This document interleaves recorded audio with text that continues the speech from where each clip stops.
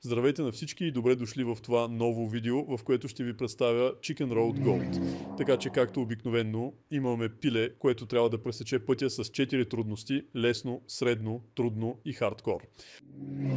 Ще започнем на лесно, за да видим малко как изглежда. Както можете да видите, всеки път, когато преминем квадратче, множителя се увеличава. Ако искаме да спрем по средата, можем да изтеглим директно. Тук сме събрали $165. Много ефективно. И ако, за съжаление, бъде прегазен, губим залога, както обикновено. Така че сега ще се опитаме, разбира се, да преминем на другата страна на пътя, за да достигнем максималния множител. Това, което можете да направите на 4-те нива на трудност, но очевидно, колкото по-висока е трудността, толкова по-трудно е да стигнете до другата страна.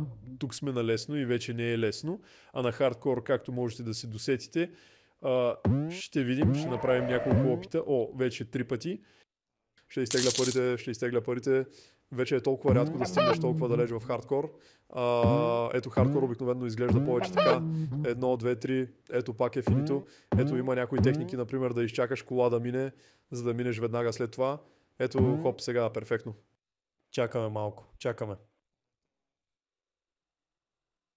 Хайде, хоп, и е добре, минава и се справяме добре, без да се усетим. Наистина, хоп, и пак минава.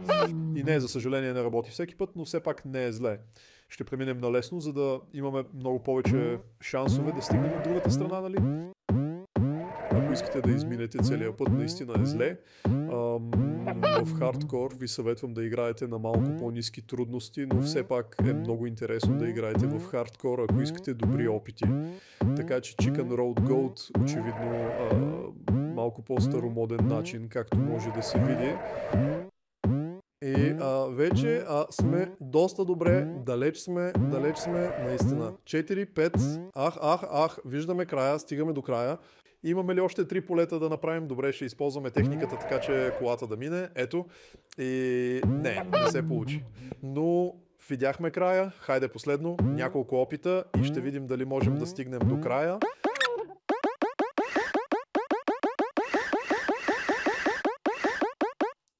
Хоп, и последната стъпка ще мине ли? Не, за съжаление. Може би вие, когато стигнете до там, ако тествате играта сами, ще успеете да стигнете до края. Мисля, че ще ви оставя да опитате сами, разбира се.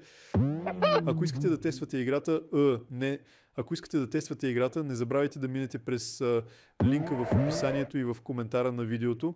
Той ще ви отведе до сертифицирано казино с отличен бонус за добре дошли, който ще ви позволи да тествате играта удобно и безопасно. Разбира се, ако я тествате, ви пожелавам късмет и до скоро в следващите видеа.